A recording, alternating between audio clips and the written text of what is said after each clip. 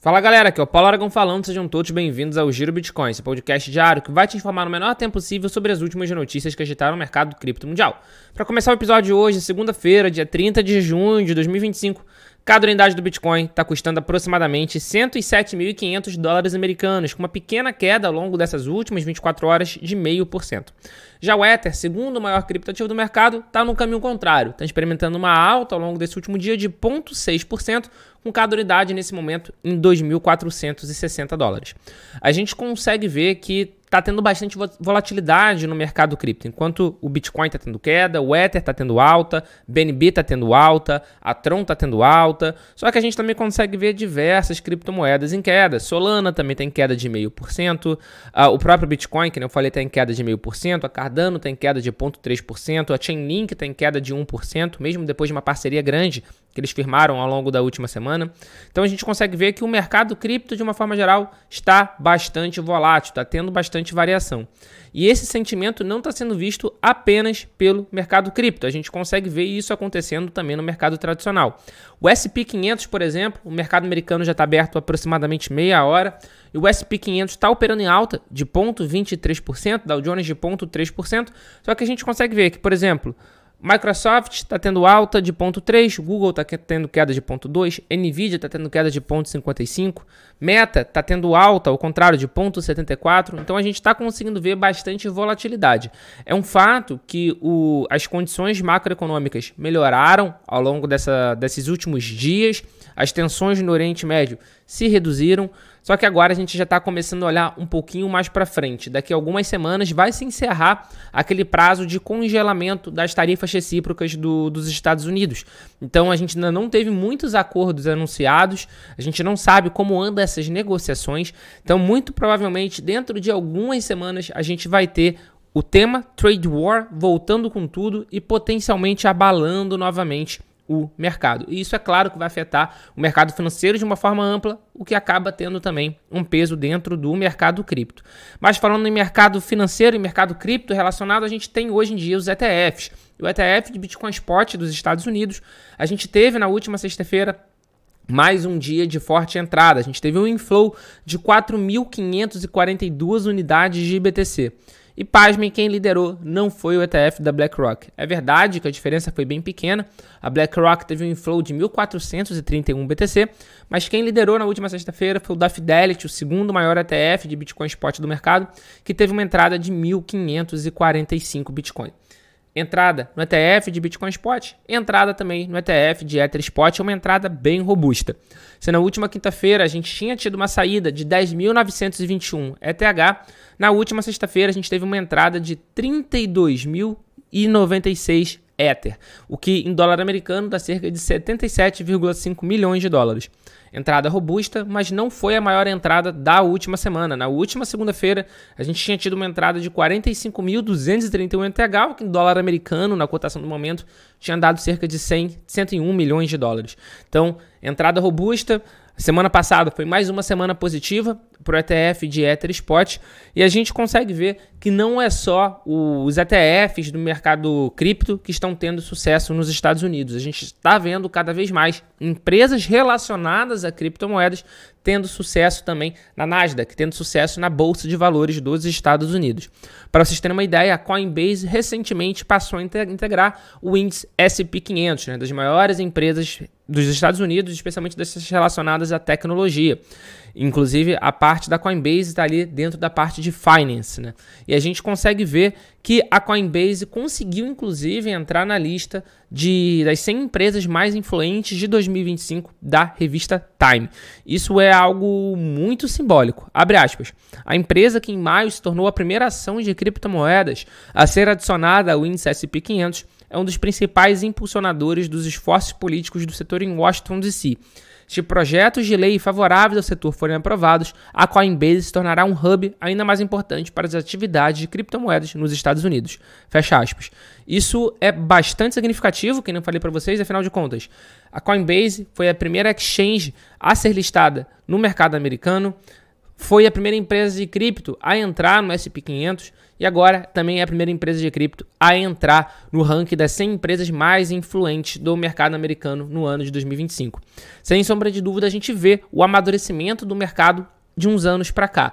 É claro que é um trabalho de construção desde o início, é tijolo por tijolo, mas agora a gente está começando a ver algo ainda mais concreto. Assim como a gente está vendo também um aumento do interesse dos institucionais por Bitcoin e por criptomoeda, mas é claro que principalmente pelo Bitcoin. Inclusive, no dia de ontem, o Michael Saylor, que é o CEO da Strategy, ele tinha sugerido uma nova aquisição de Bitcoin por parte da empresa. Como ele faz isso? Ele vai no seu Twitter e publica o gráfico de aquisição de Bitcoin da MicroStrategy. Quando ele faz isso no domingo, geralmente na segunda-feira, a gente tem um anúncio de nova compra. E foi exatamente isso que a gente teve. No dia de hoje, no dia 30 de junho, pela manhã, a Strategy anunciou a compra de mais 4.980 unidades de Bitcoin, com um ticket médio de 106.801, e com isso eles alcançaram a impressionante marca de 597.325 Bitcoin. Eles estão se distanciando cada vez mais como os maiores detentores corporativos de BTC. E uma métrica que vale bastante a pena a gente olhar é o ticket médio do Bitcoin dele. Ele tem 70.982 dólares por Bitcoin. Esse é o preço médio do Bitcoin da Strategy. Se a gente levar em consideração que o Bitcoin nesse instante está superior a 107 mil dólares, a gente vê que eles já têm um lucro não realizado de cerca de 37 mil dólares por unidade de Bitcoin. Aí você pega 37 mil dólares, e multiplica por 597.325 unidades.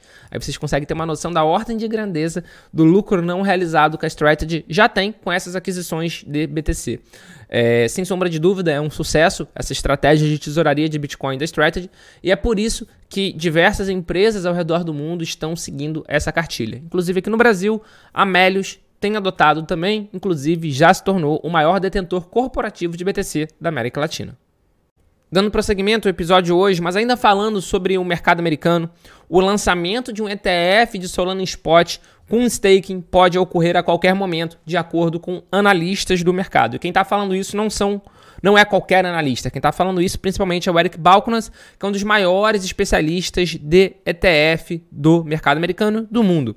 E o que ele falou é que a SEC parece confortável com a estrutura única de um ETF que foi proposto, e ele acredita que essa autorização, que essa aprovação pode acontecer em qualquer momento. E inclusive, caso isso de fato aconteça, a autorização desse ETF de Solana Spot com staking, ou seja, vai gerar rendimento para os cotistas.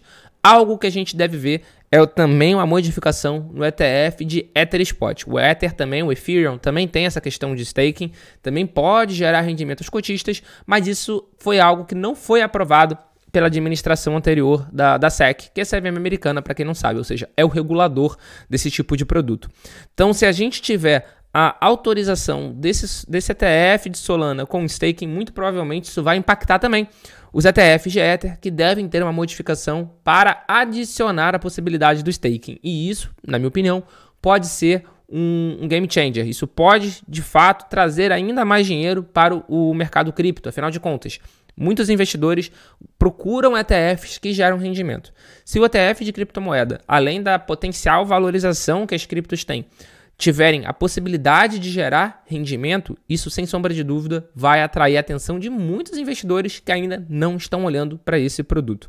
Se a gente olhar as casas de aposta descentralizadas, principalmente a Polymarket, nesse momento o mercado está dando com 92% de chance a probabilidade da aprovação de um ETF de Solana Spot ainda em 2025.